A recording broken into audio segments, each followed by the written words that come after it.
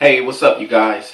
MRJ33352 coming at you with the Amazing Spider-Man 2 movie review. Let's talk about this, y'all. It made $132 million overseas before being released in the US.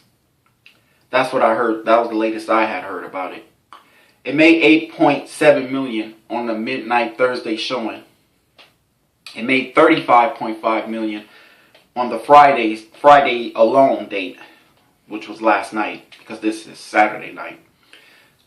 I want to give a quick shout out to Black Critic Guy, Jeremy Yates, AMC Theaters. All of this is on YouTube, and Clever Movies on YouTube.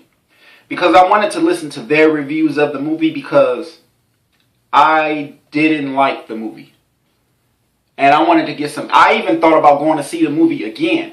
Just to make sure that, let me get this straight. I've seen The Amazing Spider-Man 1 and understood that they wanted to reboot and start it all over about 1,200 times. I have it on Blu-ray. I should have brought the Blu-ray. Yeah, so see, I have it on Blu-ray. I wanted to, well, actually I've been had it on Blu-ray, but you get the point. I wanted to just see, you know, to go in there. I went in there super hyped, making sure, well, really, I thought the movie sucked. Yeah, let's just get right down to it.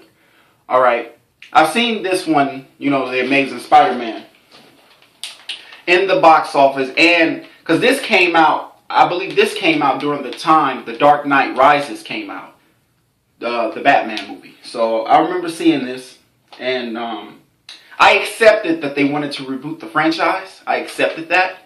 And I was, you know, okay, they rebooted it. Kind of like Batman, you know, like they do with Batman and Superman. So the next movie should be off the chain. They didn't already introduce Peter Parker as to who he was and everything. And there were more acting. I felt like everybody did great when it comes to their acting skills.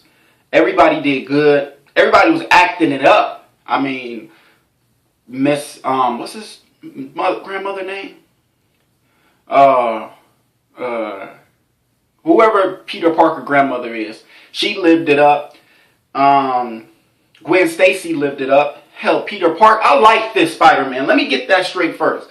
This Spider-Man is just, he's a little cooler than Tobey Maguire. So who's the fault here if the movie sucks? I want to say it's the director and the direction that they decide to go with this.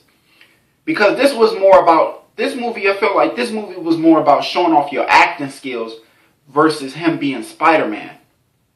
I wanted to see more Spider-Man. I got less Spider-Man and more of the acting skills from everybody. And when Jamie Foxx came in the shoot, I can't even fault him for the direction he went in, because he was different as well. And don't mind me, y'all. I'm just a little, I'm a little sad, man. I mean, there were times that the movie dragged. And that's not cool when it comes to a Spider-Man flick. When it comes to a Spider-Man flick, and if you're a big Marvel fan like myself, you gotta have high expectations. And I went in that movie theater, put it this way, I had more fun watching Mr. Peabody and Sherman, the cartoon, than I did The Amazing Spider-Man 2. And that's real. I had more fun watching, well, I ain't gonna say Frozen, but Mr. Peabody and Sherman. You get the point. That's good enough. And I just thought, now, one of the movie guys that I watched, who I gave a shout out to earlier in the movie, gave they did the positives. A lot of them did the positives, then they did the negatives. I knew they was going to damn sure do the negatives. But the positives was, here's a positive that I had got from the movie, my opinion. The Green Goblin, the person who played the Green Goblin, this guy was pretty wicked. I liked him. He really played that role. And like I said, another positive is this new guy, dang, I can't remember his name, that's playing Peter Parker. He's awesome. I think he does some really cool, clever, funny things that kind of bumped Tobey Maguire right out the way. But maybe they need to hire a new director. What about if they hire Christopher Nolan from the Batman trilogy? I understand Spider-Man is in a darker tone, kind of like the Dark Knight trilogy. That's cool, but it's still, there was more acting than there was action in The Amazing Spider-Man. Now don't get me wrong, when they did have the action, it was nice.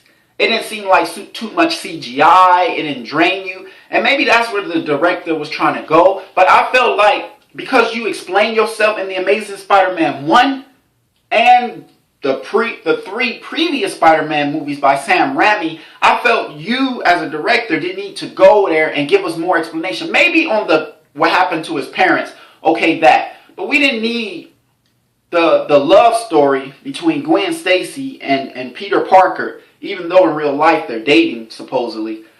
But we didn't need you guys to go back and forth. I'm giving the movie away. I'm just disappointed in the movie, straight up. I mean, if it's your very first time seeing Spider-Man, here's a positive. It's your very first time seeing a Spider-Man movie, and say you only saw it on FX or cable or something like that, you know, with commercials in it, TNT or something, then yeah, you will like it. But if you're deep into it like me, you're going to hate it. You're going to hate it.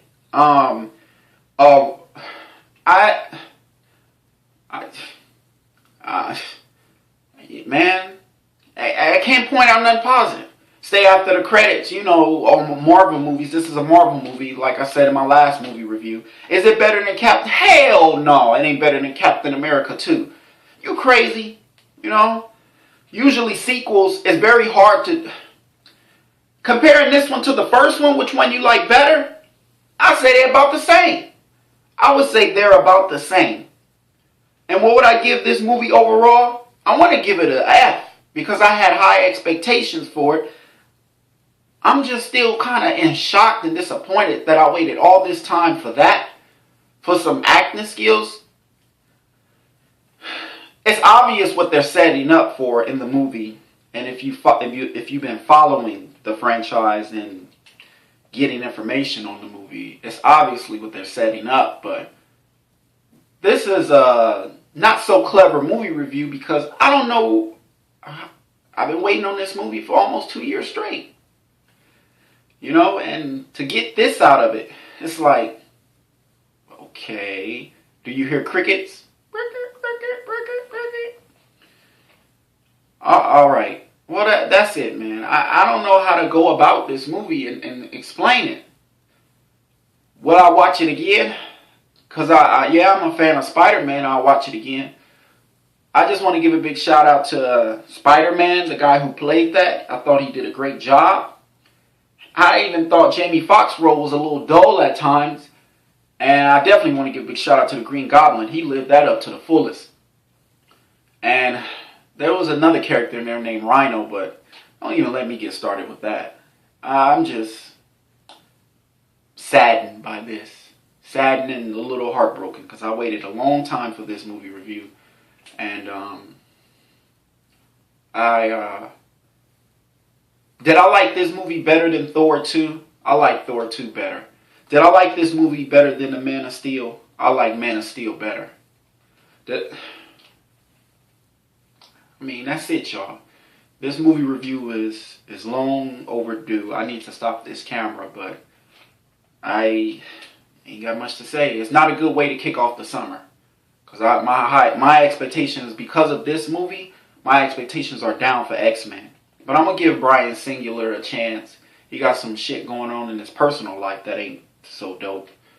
But, accusers coming out saying he did things when the people were little. But check that out. That ain't got nothing to do with it, but it is what it is, y'all. Alright. That's all I got. Till next time, peace.